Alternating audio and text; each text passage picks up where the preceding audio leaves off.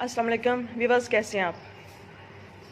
आज हम बात करेंगे आर्टिफिशियल ग्रास पे, क्योंकि हम में से सभी की कोशिश होती है, जो भी गार्डनर लवर्स हैं, कि अपने घर को, अपने गार्डन को खूबसूरत से खूबसूरत बनाने के चक्कर में हम लोग मज़ीद न्यू स्टेप्स लेते हैं, अच्छे अच्छे से प्लांट्स लाने की कोशिश करते हैं अपने गार्डन में, ताकि हमारा घर, हमारा गार्डन मज़ीद खूबसूरत नज़र आए। और ऐसे में होता यूँ है कि बाज़ औक़ात हम अपने घर के किसी ऐसे कार्नर को ग्रीन लुक देना चाह रहे होते हैं जो कि इंडोर होता है, तो वहाँ पे ग्रास वगैरह का जो अरेंजमेंट करना होता है वो काफ़ी मुश्किल हो जाता है। तो ऐसे ही आज हम आर्टिफिशियल ग्रास पे बात करने जा रहे हैं। तो चलिए मैं आपको दिखाती हूँ आर्टिफिशियल ग्रास। इसको आप अपने घर में, गार्डन में कहीं भी प्लेस कर सकते हैं, और इसकी काफ़ी सारी वैरायटी आती है। तो ये देखें, ये है जी आर्टिफिशियल ग्रास, और देखिए कितना खूबसूरत और लश ग्रीन कलर आ रहा है, और इसकी काफ़ी वैरायटी आती है मार्केट में, यानी कि मुख्तलिफ़ क्वालिटीज़ के ग्रास के ये पैचेस मिल जाते हैं। इसमें 10 mm से लेके आप 40-50 तक आपको मिल जाता है, यानी कि 40-50 mm तक उसकी जो थिकनेस होती है वो काफ़ी ज़्यादा होती है।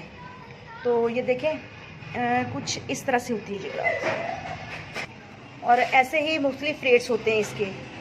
जो 10 mm की होती है उसका रेट थोड़ा लो होता है, क्वालिटी यानी कि जिस तरह की जितनी अच्छी क्वालिटी होगी उतना ही इसका रेट एक्सपेंसिव होगा। तो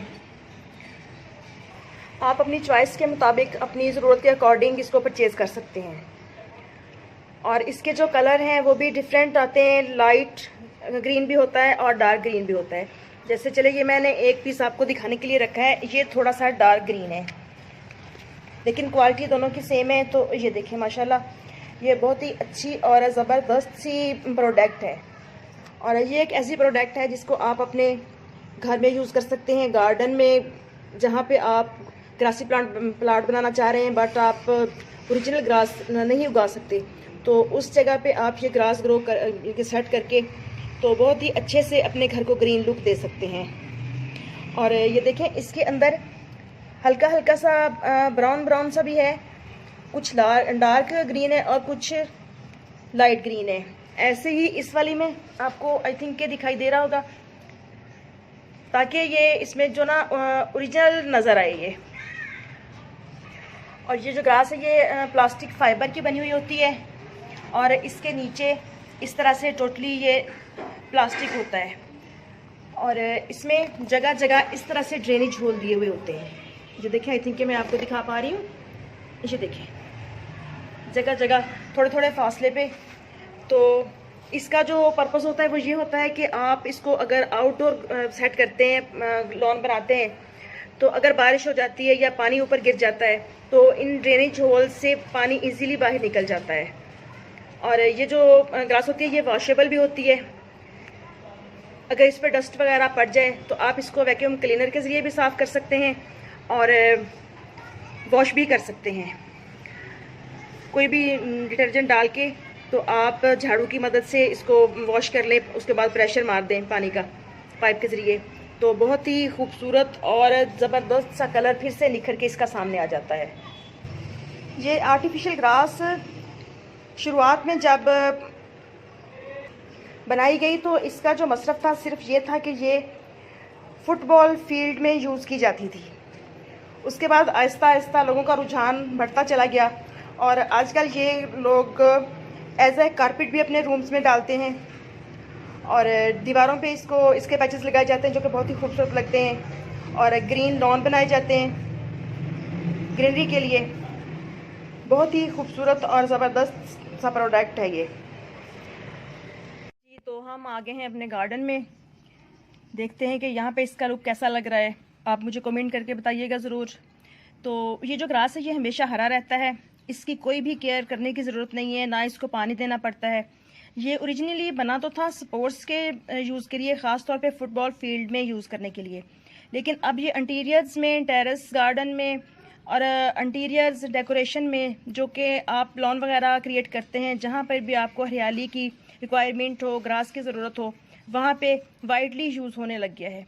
ये एक किस्म है फाइबर की, जिस तरह से ये खाद वाली बोरियां और गट्टू वगैरह बने हुए होते हैं, इस किस्म का होता है।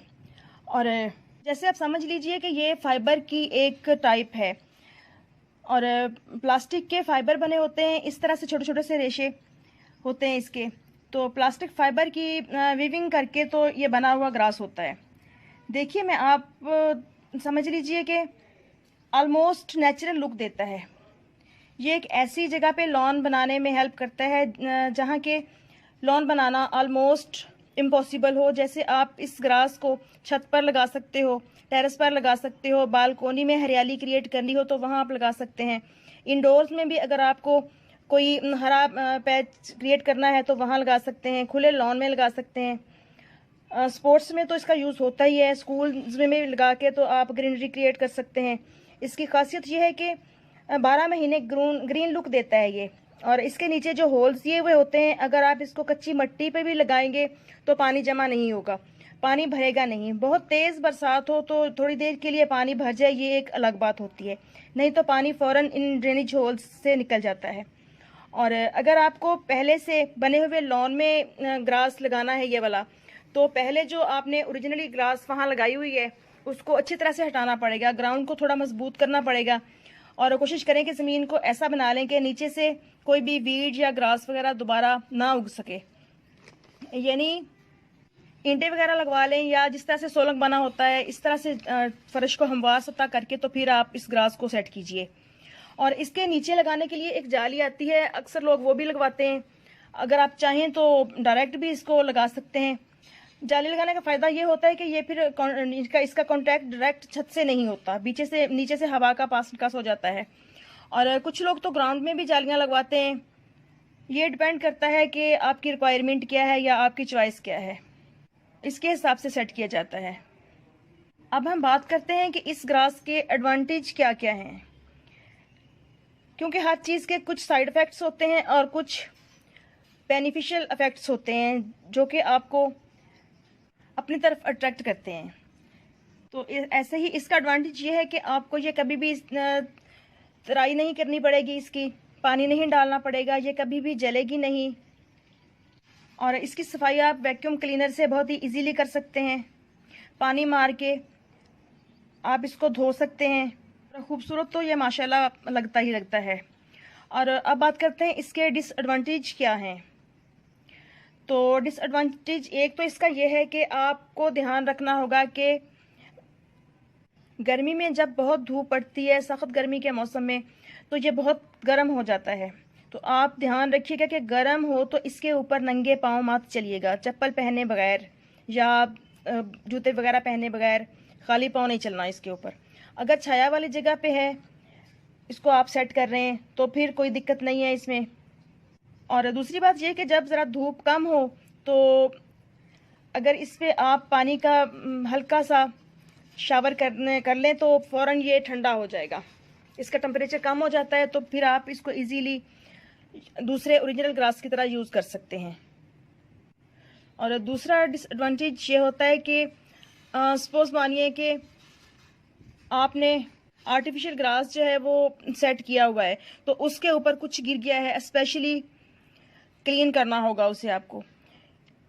जैसा कि हम लोग पसंद करते हैं गार्डन में खाने पीने का अरेंजमेंट करना, या कभी बारबेक्यू का सेटअप लगाना, या आपके घर में पेट्स वगैरह हैं तो उन्होंने कुछ गंदा कर दिया, तो बिल्कुल इसको ऐसे ही साफ़ करना होगा जैसे हम अपने रूम्स में डले हुए कारपेट्स वगैरह को साफ़ करते हैं, वैसे ही उनको हटाना पड़ेगा।